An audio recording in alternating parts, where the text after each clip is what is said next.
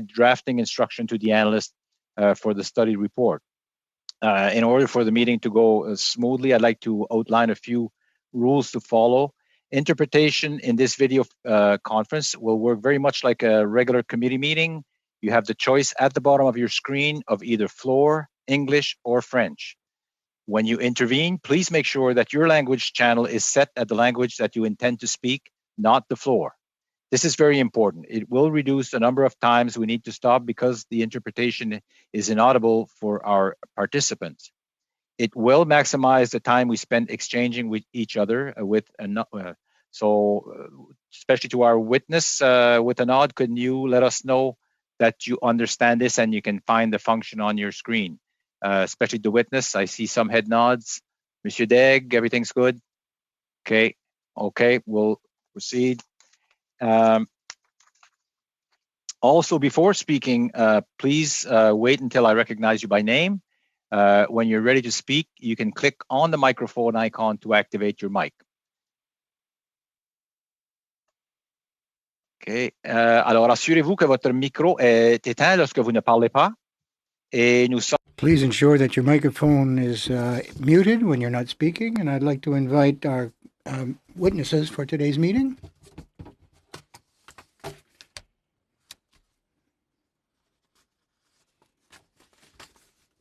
We have Beef Farmers of Ontario, Mr. Rob Lispet, President, Richard Horn, Executive Director. Welcome to both of you. And also from the Canadian Young Farmers Forum, we have Paul Glenn, the past chair, and also Julie Bissonnette, Regional Representative, Ontario, Quebec. Welcome to you. And also from the National Cattle Feeders Association, we have Janice Strandberg, President and Chief Executive Officer, and also Michel Degg, Chair of the Board of Directors. And welcome to you. And we will start with your opening statements, up to 7 minutes, and we'll start with Beef Farmers of Canada. You have 7 minutes between yourself and both of you, so we can get started. The Beef Farmers of Ontario, go ahead. Good afternoon. My name is Rob Lipset, and I'm a beef producer from Grey County, Ontario, and the president of Beef Farmers of Ontario. I also sit as the co-chair of the Canadian Cattlemen's Association Domestic Agriculture Policy and Regulations Committee. Joining me today is BFO's Executive Director, Richard Horn. Firstly, we believe the shared objective of both industry and government is to truly modernize our BRM programming and create an optimal suite of programs that supports our collective goal of becoming a global agricultural powerhouse. To achieve this, BRM programs must be designed to be timely, responsive, affordable, and equitable.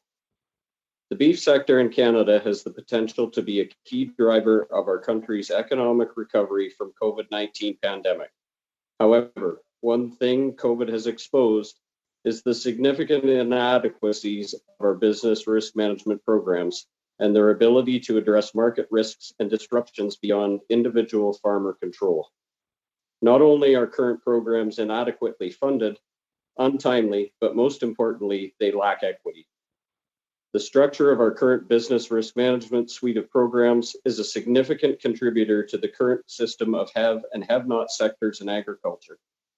And unlike provinces under our federal system of government, there is no effective system of equalization for agriculture sectors.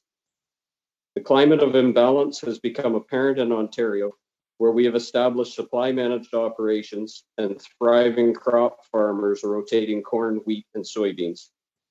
Ontario's beef cow herd has dropped by 32.5% over the last decade. At the same time, corn and soybean production has increased more than 30%, while pasture and hay production has also decreased by more than 30%.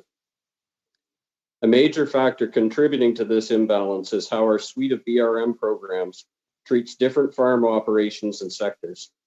Beef farmers must compete for land, labor, and financing with other sectors that have far greater support.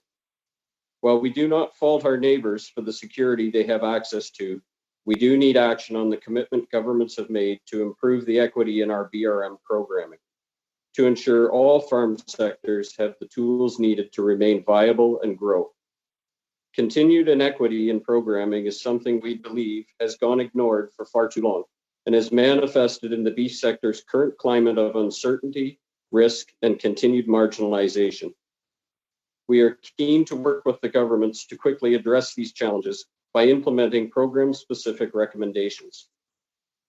BFO and our counterparts across the country have recommended a number of changes to agri-stability to improve program equity and effectiveness to beef cattle producers.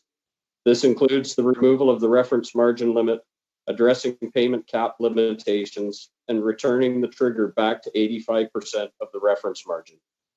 I would like to place additional emphasis on the reference margin limit. Operations that have reference margin limiting applied require an extensive, if not devastating, drop in their program year revenue in order to trigger benefits. This significantly decreases the value of agri-stability to many producers, especially those with low-cost structures, such as cow-calf producers who typically produce their own feed and have minimal eligible labor expenses. The removal of the RML will make the program predictable, bankable, and ultimately more equitable for Canada's cattle producers, especially the cow-calf sector.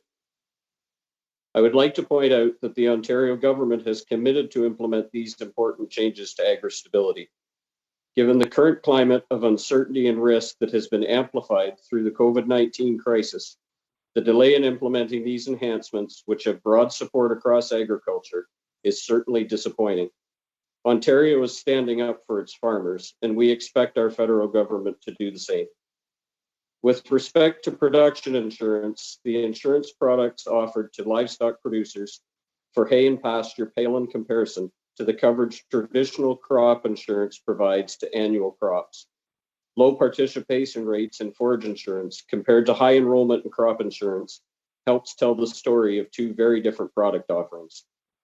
Hay and forage producers deserve access to yield-based programs designed to ensure individual production, similar to what is currently offered to grains and oilseed producers under the various crop insurance programs administered through agri-insurance.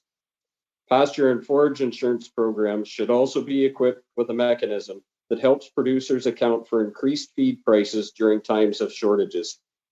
These program design improvements could alleviate calls for agri-recovery during times of drought or flooding. The inequity between traditional crop insurance and forage or pasture insurance is significant. Lastly, a number of provinces offer provincial insurance programs to help address some of the gaps left by the federal suite of programs. Ontario's risk management program is one example of a provincial-only program that could benefit from federal participation. More consideration by the federal government to contribute to programs like this would be welcomed. With the significant volatility in world markets due to COVID-19, along with typical risks ranging from weather, trade, and production, access to well-designed and sufficiently funded business risk management tools has never been more critical for cattle producers. With these tools in place, the beef industry is well positioned to keep growing the economy and also support strong rural communities and conservation outcomes from the agricultural landscape. This concludes our formal remarks. We would welcome any of your questions. Thank you. Merci.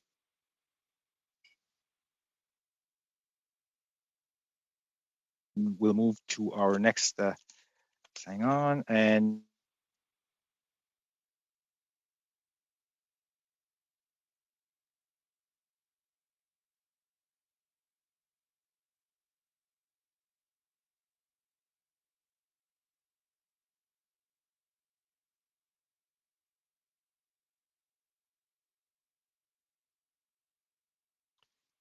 Suis-je le seul à voir le président figé? Non, il est vraiment figé. Okay. John, is this John? Is this you? Can you step in here, Mr. Barlow? Yeah, if he doesn't come back on, I can. I think he's frozen. Give him a second here. Pat's always been a good man of stature. But he knows when to drop the mic and just leave at the height of his show. Okay. Can everybody hear me now? There he is. Yeah, there he is. we're all having connection issues, I guess. So just so you know, Mr. Chair, you have been voted out as chair. Okay. Well, I want to see a written, recorded vote, please. Did I interrupt you, Mr. Lipset, or did you have a chance to finish your? No, I completed my presentation. Okay. I wasn't sure because Okay, so we'll move to the Young Farmers of Canada and Canadian Young Farmers, and Mr. Glenn or Ms. Bissonnette, you have up to 7 minutes. Go ahead. Thank you, Mr. Chair, and thank you to the committee for inviting us to be with you today. There's nothing more important than BRM programs to young farmers across Canada today. They're increasingly higher risk to grow crops and raise livestock, be it weather, markets, or politically related. The forecast on bringing young, bright minds in agriculture is becoming more and more distant dream for many. The decline in participation in BRM programs isn't difficult to understand when margins and competition in global markets intensifies. Global buyers of Canadian goods can change their minds when ships come to port, causing great strain on the commodity stream and pricing. We as farmers plan many years in advance to mitigate against risks to which we cannot control, only to have the best planning practices still not be enough. Strong BRM programs are needed if we intend to awake the sleeping giant that is agriculture in Canada. BRM is an investment in Canada and should not be looked at as a handout to the many struggling farmers across Canada. I know the committee has talked at length about agri-stability, and I don't claim to be an expert, but from a young farmer's experience, it is nothing short of confusing. There are more non-qualifying expenses than qualifying, and we likely could talk at length on just those things. One in particular I will point out is family wage not being a qualifying expense. If we are going to encourage young people in agriculture, don't you think their salary should qualify as an expense? I understand the reasoning behind that decision, but I don't think that the masses should be punished by a select few that would have the capacity to do so. Raising the reference margin payment trigger would ensure the program is responsive to new farms facing higher overhead costs associated with debt servicing, which is another ineligible program expense. Honestly, one of the biggest improvements would be to simplify the calculation by removing reference margin limit, so farmers don't need to question whether they're getting 70% payment on 70% of their reference margin, or 70% payment on 70% of 70% of their reference margin. I'm sure that was confusing to you because it's confusing to farmers across Canada as well. Removing the RML looks to be the most logical step towards improving program simplicity. This will not only help predictability, it will also encourage more participants in the program. Most importantly, it will support agriculture in Canada, and I think that's a choice we as Canadians are going to have to make in the not too distant future. Do we want to eat Canadian grown and raised food? Do we want to produce prosperity in rural communities across the country? Agri-Invest limit and matching percentage on allowable net sales should also be increased if you want to encourage young farmers in the program. This potentially could be addressed through a different percentage of allowable net sales that qualify for matching funding for those in the first 5 years of operation, such as for new entrants. Agri-insurance varies province to province, and it's an important tool, especially for young farmers, to mitigate risk. Weather is changing, and our programs will have to change to match. Premiums are high, and that's the reason some choose to self-insure. Young farmers in a lot of cases don't have a choice but to insure, even when the high cost to make sure they can even make it to 5 years of operation. Having the crop loss years included in the 5-year average should be reconsidered. I'll give you an example. Having 8 bushel soybeans is a disaster. Put that against your 50 bushel average over 5 years and dropping your average 17%. Having multiple claims in 5 years, your average is so low you might not participate in the program and or continue farming. You don't have to look far to see how other countries support agriculture. I'm not saying that we want these country systems, but I am saying we need to update our programs. Canadian agriculture is one of the most diverse in the world and in itself complicated, and that I think we can all agree on. And from there, I'm going to pass it over to my colleague, Julie. Oui, merci Paul. Bonjour à tous, Monsieur le Président, membres du comité. Thank you very much. My name is Julie Bissonnette. I represent the Canada-wide Young Farmers Table for Quebec and Ontario. I'm also president of the Fédération de Récolte Québec and director of Financière Agricole of Quebec. I'm also a dairy producer in L'Avenir near Drummondville. For my part, I'd like to bring forward a few solutions that Canadian young farmers have considered. First of all, Paul has mentioned them earlier. The BRM programs. Agri-Stability program, for example, starting out in agriculture, knowing we have to take a 30% risk higher before we can even get government support, it's not very reassuring. Reducing this rate, once you reduce the rate from 85, the young farmer will take less risk. We believe that for the first 5 years, government would pay a portion of the fees and subsidize these young farmers. So they would pay a portion of the fees or the contributions for the young farmer. This would encourage young people to participate in the programs and they would know them better. Third point, the simplicity of the programs or their complexity. We've done the exercise with some of our young people and we talked to them about RM risk management programs. Basically, they're complex and most don't use them because they don't understand them, which is unfortunate because they are there to support us. And each program would meet some of our basic needs, but the complexity doesn't allow us to use them. We mustn't forget supply management. It's responsive to risk management, and it's protected and mainstayed in its entirety. In conclusion, agriculture must be supported. Young farmers who are starting out in agriculture, when they're starting up or taking over, must feel supported and equipped. Any means to improve their company's liquidity are welcome. Canada young farmers have one thing in common. They love farming, they're passionate about it. However, with good risk management programs, their passion would be even more intense and more enjoyable and less stressful. Thank you for your time. Merci, Madame Bissonnette. And now with the Cattle Thank you, Madame Bissonnette. Association, up to 7 minutes. Go ahead.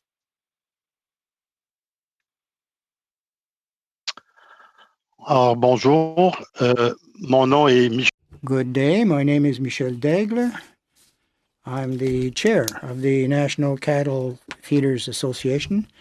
I live in Sainte-Ville de Bagotte, in Quebec. I'm very pleased to be able to appear before you today. The National Cattle Feeders Association is the voice of Canada's cattle feeders, who finish approximately 3 million head of cattle every year. We'll provide you with a brief beef update on the COVID-19 situation and then follow with recommendations to improve the agricultural BMR program. COVID-19 has had a serious impact on beef industry in Canada, but 2 points in particular. First, beef processing has reduction in beef processing has caused 130,000 head of cattle to back up on the feedlots. As they couldn't go to slaughter, this is costing cattle feeders $500,000 a day in extra feed costs. Another 30,000 head of dairy cattle and beef cull cattle are also backed up, more costs. Secondly, the price of fed cattle, has fallen drastically. The price of a fed steer today is $20 to $30 per hundredweight, lower than the first 5-year average, depending on the province in view. This translates into a drop of $300 to $450 per head. This, from mid-March to the end of June, cattle feeders have lost approximately $275 million in opportunity costs. The Government of Canada has responded by providing $50 million in agri-recovery funds to help offset feed costs of backed-up cattle that were not slaughtered. Set-aside programs are up and running in Alberta and in Saskatchewan, and Ontario is ready to have one in place very soon. Furthermore, $77.5 million have been made available to food processors for investments to mitigate the COVID-19 and to protect their workers. And finally, the interim payments, or prepayments under Agri-Stability were increased from 50 to 75%, with an additional $5 billion in loan availability has been made through the Farm Credit Canada program. COVID-19 has presented the beef industry with unprecedented challenges, and we applaud the government's support. It is critical to maintain and manage the fallout from the pandemic. COVID-19 has also brought into sharp relief some gaps in the Canadians' suite of BRM programs. And our President and CEO, Janice Tranberg, will now address these questions. The floor is yours, Janet.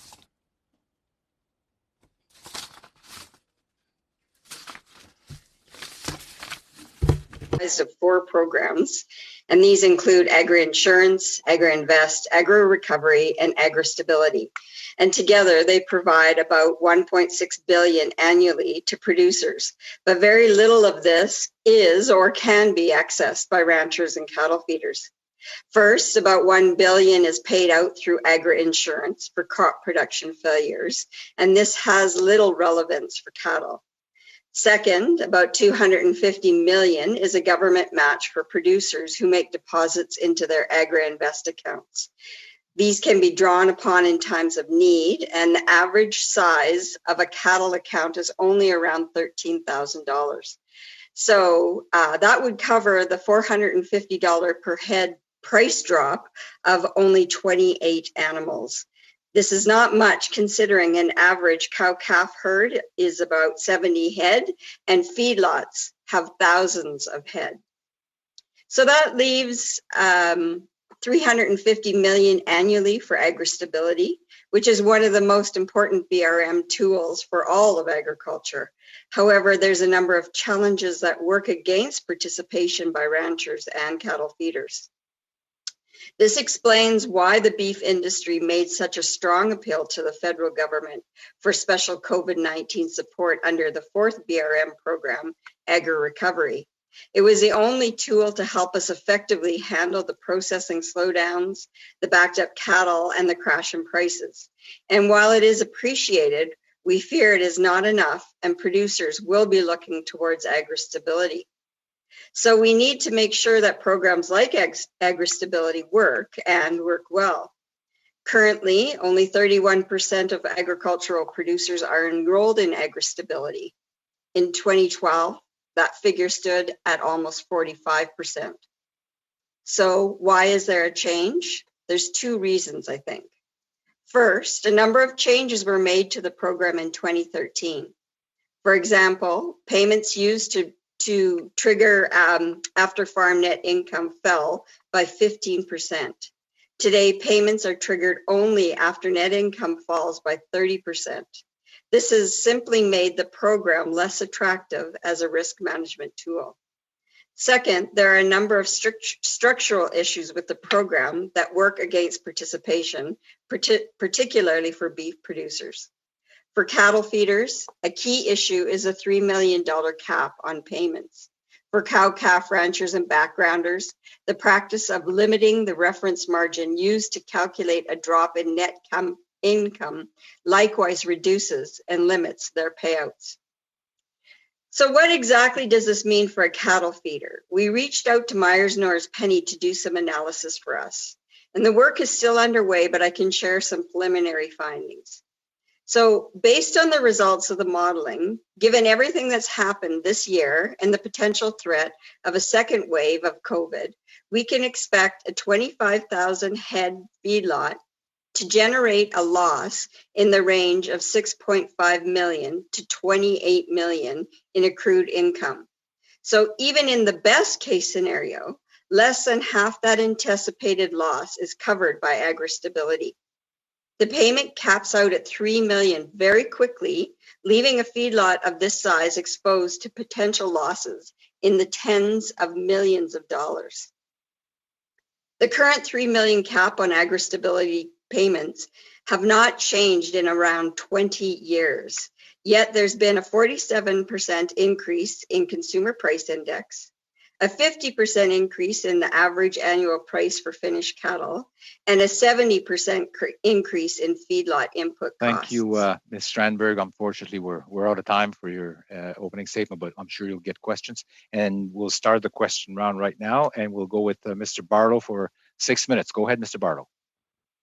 Thank you very much, Mr. Chair. And I'm going to be splitting my time with my colleague, Mr. Ruff. Just wanted to start with Ms. Tranberg, and you had a chance to talk about it briefly, but with the, and Monsieur Daig as well, with the backlog of, more than 100,000 head of cattle and the processing just starting to get back up to its full capacity, I had a lot of concern from cattle producers about the fall calf run and the impact that this is going to have. We're not through this yet. I'm just wondering if you could briefly touch on what you're anticipating this fall with feedlots are full. And producers or cow-calf operators are going to try and start selling their calves here in the next couple of months. That's not even considering if we have a second wave. What kind of position is the industry in to be able to handle that? Michelle, do you want me to start on this?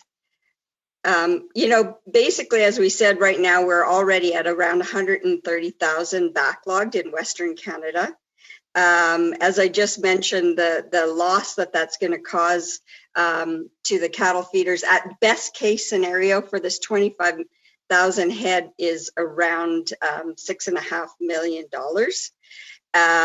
They are the set aside programs that are up and running have just started now. They do appear to be moving cattle fairly well, but I think the biggest issue for cattle feeders is the price volatility that they're looking at, and with drops, like we said, for $300 to $450 per head, that's quite significant.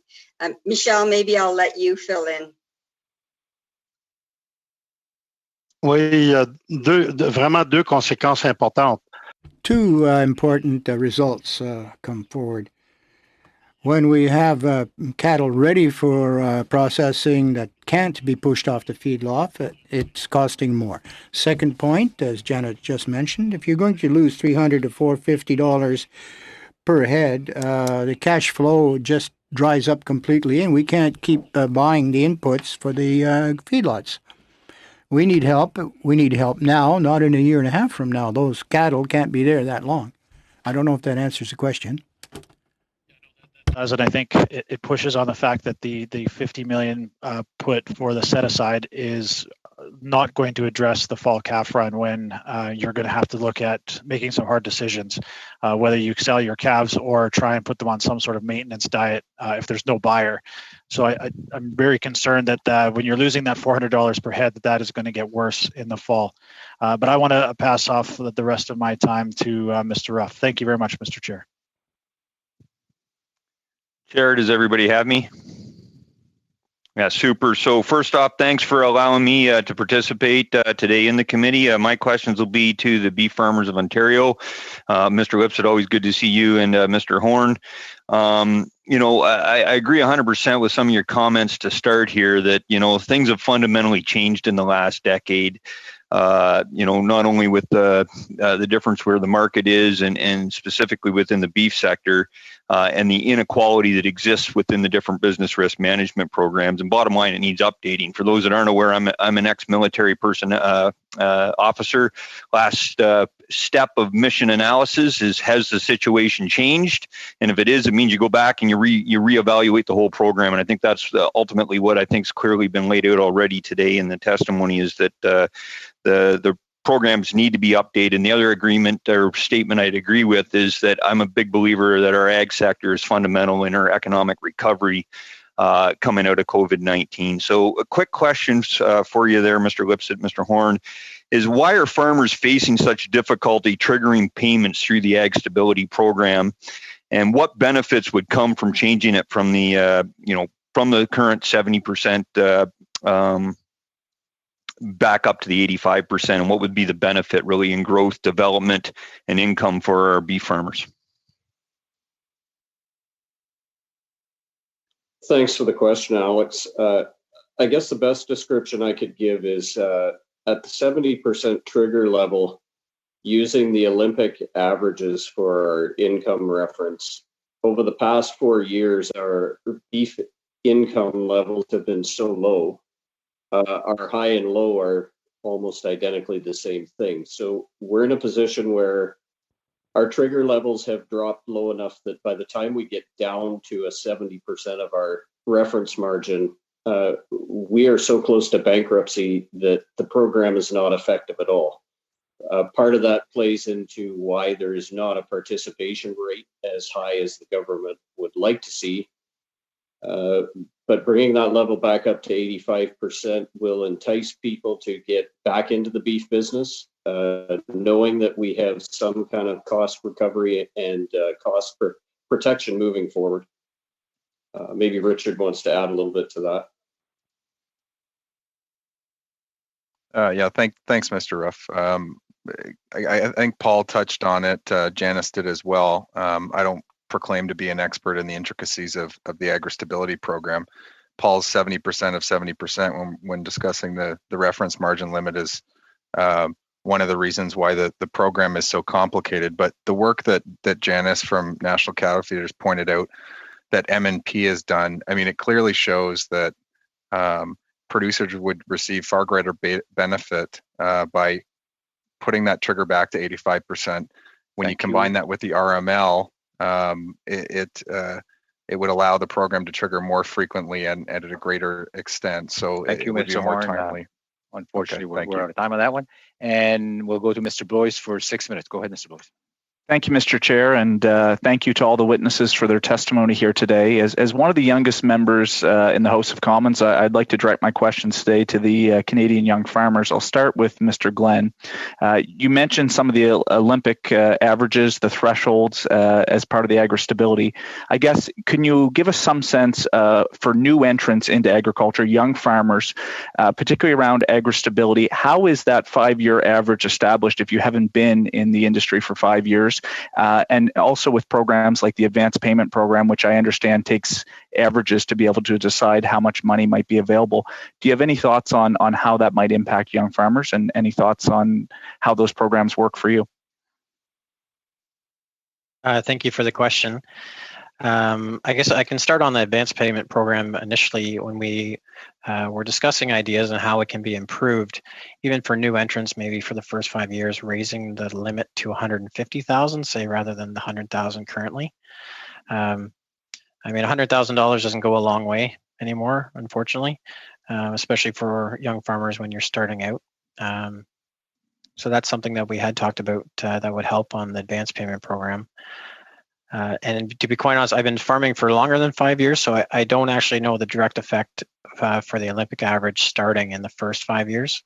I touched a bit about on the crop insurance side that's when you include that insured, that lost year into your Olympic average, when you have multiple weather events like drought to heavy rain events, it's very detrimental to your average over your 5 years. And I think that could be improved if it's just removed from the 5 years and you're just including, the 4 years that weren't averaged over. I think that would be of great benefit. I know I didn't totally answer your question there, but no, maybe... it's fine. I got to keep moving on. I'm going to switch over to French for Madame Bissette.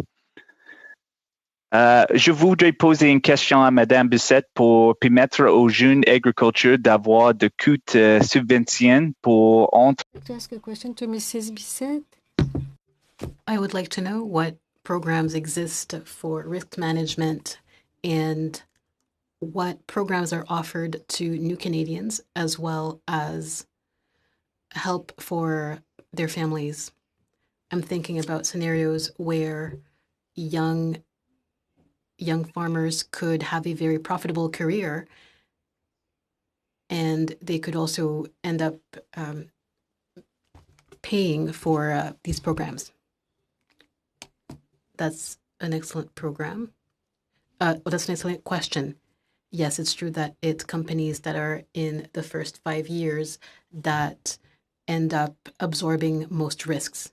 The best thing would be to focus on the companies that are in their first 0 to 5 years. Often, it's difficult to transfer companies. A rebate would be good. We should start with that, and if we can help all young farmers, the more we help them, the better the agri-food industry will be. So both ways of dealing with this are good ways. Thank you, Mr. Chair. You know what, Ms. Bissette, if you don't mind continuing your line of reasoning, that the answer was I was looking forward to hearing it. So if you can continue, I appreciate that.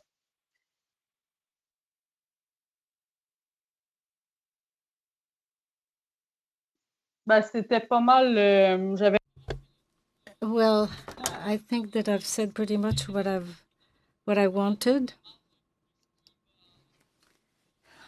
A young farmer starting, the better his cash flow is, the better his businesses will be. So whether it be for startups or for farm transfers, I think that all the young people that will help, that will be perfect. The more people we help, the better it is.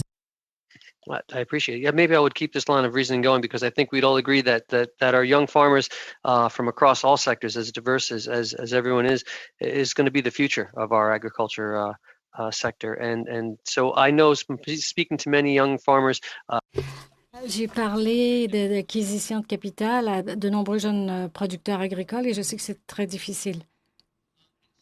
You mentioned the first 5 years, helping subsidize the young farmers and helping them with the liquidity. Do you have any specific ideas that could help with the first few years? I know we mentioned some of the increased payments for increase the advanced payment for the first 5 years. Anything other specific?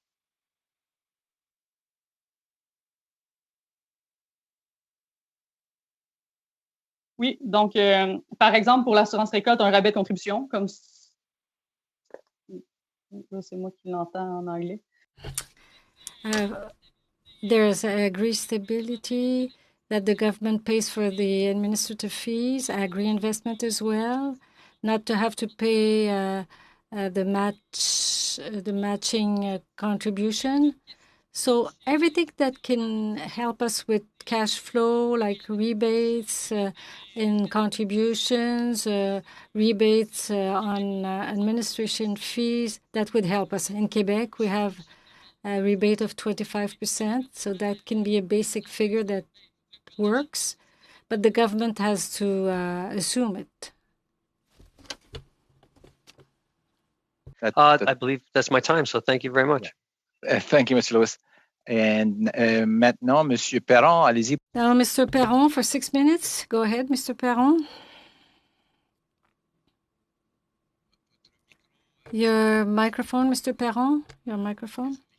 Yes, I'm sorry. So here I am. So thank you to the witnesses for being here today. Mrs. Bissonnette, I will continue with you. You won't be here for nothing. So when you talked about rebates for the first few years, you talked about admin fees, a credit of 25%. Would you go so far as suggesting compensation complete, or that would be complete, or would that be too much money? Of course, there are several programs that depend on both governments, so the risk could be shared. But the better cash flow we have, the better it is for the business, of course. 100% rebates, that would be ideal, of course. But if I understand you well, any improvement would be welcome and would make a difference. Thank you. When you're talking about cash flow, the agri-investment program, I want to make sure that I understood you well.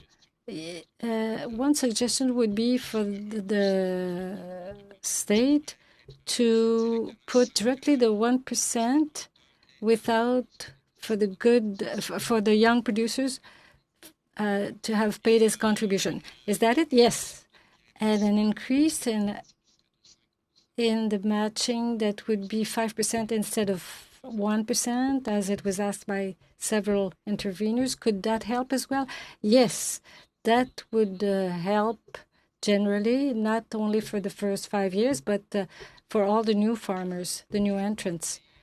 And when you're talking about security of agricultural production, of course, it's a big jump that you make when you create a new business.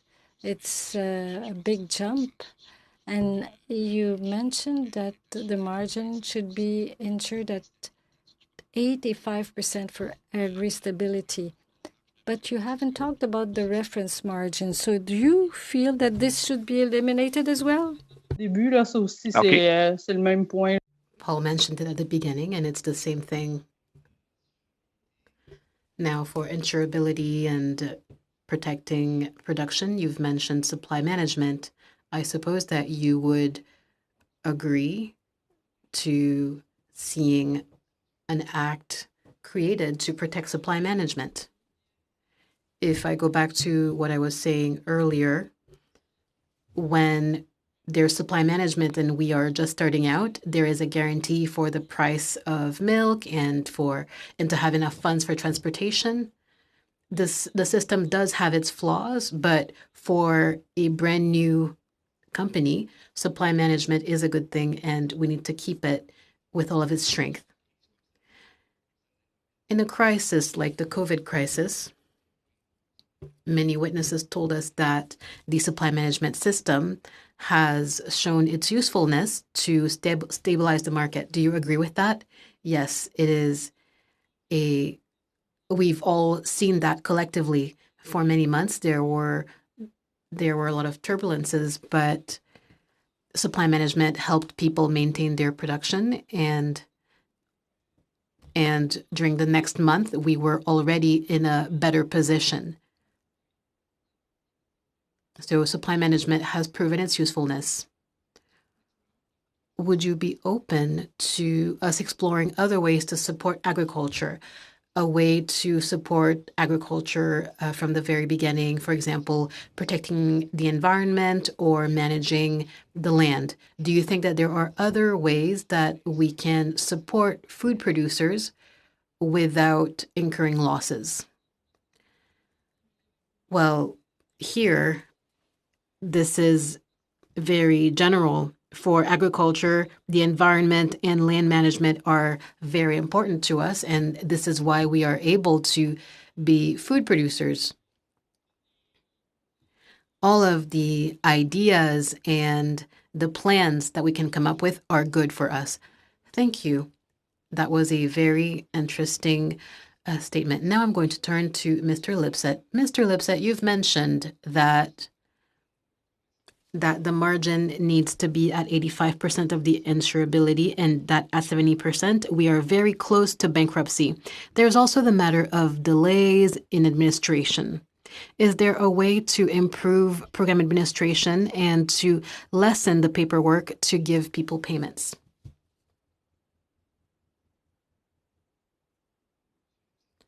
Mr. Lipset, are you still here? Mr. Horn, to make a comment on the administration side of things. I'm not familiar enough with overhead expenses at the administration level to comment on that properly. Well, thanks. I think one of the concerns is the delay.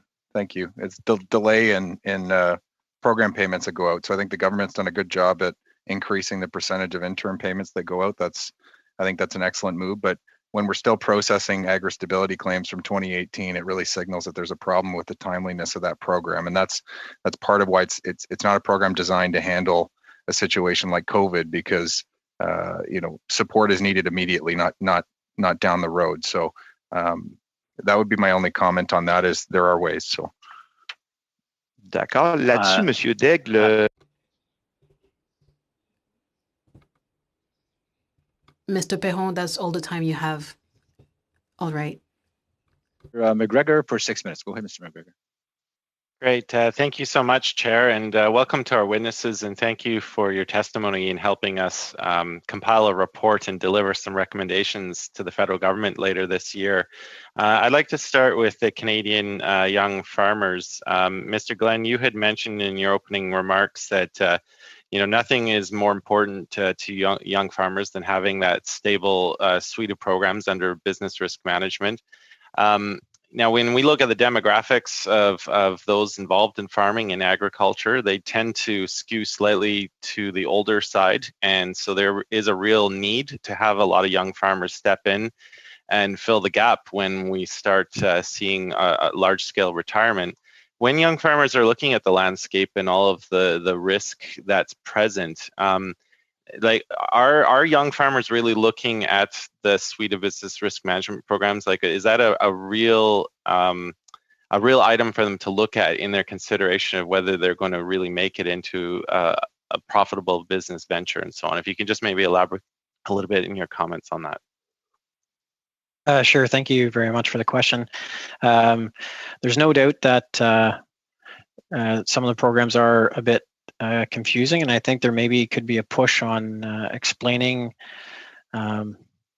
almost like a marketing push to show that there are programs out there for young farmers, because a lot of farmers that I've talked to gathering information for this, a lot of them aren't aware of the programs, and that's unfortunate, because as being as diverse as agriculture is, and having these programs, I mean, we're very thankful for these programs, obviously, from the government, but because agriculture being so it's so diverse, being able to support the beef farmers and crop farmers at the same time under one program is very complicated, and that's why either 1 year one's working, 1 year is not, and when you're a young farmer and you're trying to even mitigate your own risk by doing multiple things, you're almost penalized for doing multiple things to mitigate your risk rather than just doing cattle or just crops. Yeah, for sure. Thank you for those comments. I'll turn now to the National Cattle Feeders Association, and the forecasts that are in place for prices and the backlogs that you've talked about, especially in your exchange with Mr. Barlow, all very concerning. And I'm just wondering, in your conversations with the processing facilities that we have in Canada and the measures that they've put in place, are you confident that we've got it? Like, will we have enough processing to get through this backlog? What's the forecast, especially with the cow-calf season coming up?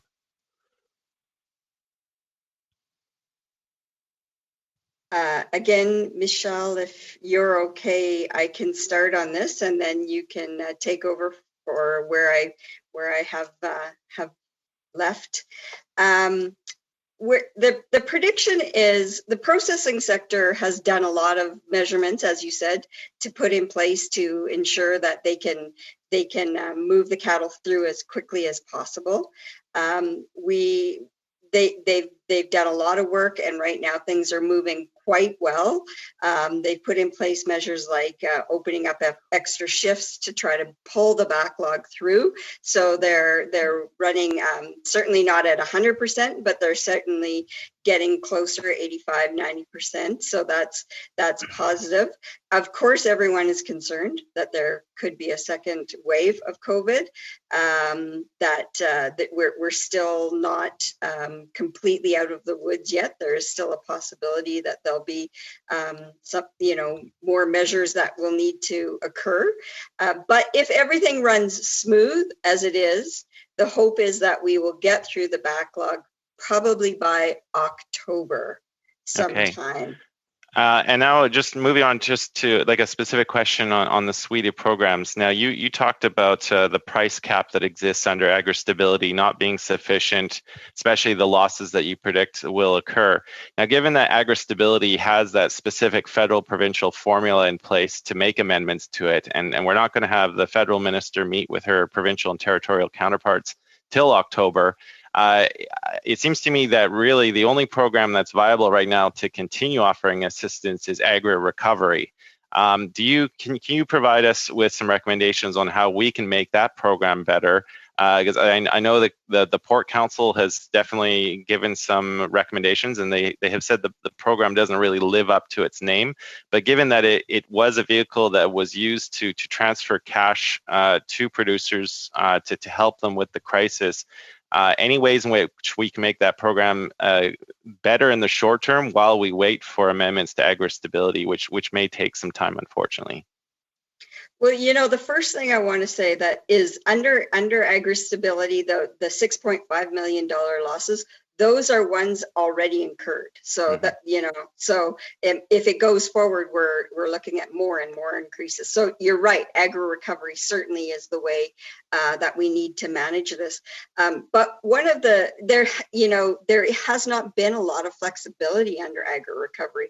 So we've said that part of the the biggest part of the issue is the price drop. The price has dropped because you have an excess supply. So as a processor, they have tons of supply. They don't have to pay the price that they need. So the price, they can pay a lesser price. But already we've had to hold cattle back. We've had to pay feed costs. We've had, all these extraordinary costs. And then on top of it, you're dealing with this price drop. Agri-recovery can't cover that price drop. It can only cover the feed costs. So yes, that's a help for sure, but it's not where the biggest losses are being incurred. So the ability to put more flexibility around that would certainly be helpful under agri-recovery. Great. Thank you for underlining that point. And Mr. Chair, I think that's my time. That's about it. So thank you. And that's about all the time we have for this round. So I want to thank all our witnesses that were here today, took the time from the Beef Farmers of Ontario, Mr. Lipset and Mr. Horn. Thank you so much for joining us today. And also from the Canadian Young Farmers Forum, Mr. Glenn and Madame Bissonnette. Thank you so much. Merci. And National Cattle Feeder Association, Janice Strandberg and Michel Degg. Merci, Michel, and thank you, Janice, for joining us today. And I'm sure it'll help us when we do our report. So let me now hang on a second here. Where's my? Okay, so we will have to break for about 15 minutes, but I just want to remind, as we move in camera, I'll remind the members and their staff that they have to log off this meeting and then use a credential provided in the separate email that was sent earlier today to log back in. Reminder that it may take up to 15 minutes to set up the new virtual meeting space. So to all the members, come back. 15 minutes at the max. You can come before, but it could take up to that much before we're ready to go. So I shall suspend the meeting, and we shall see you in 15. Thank you.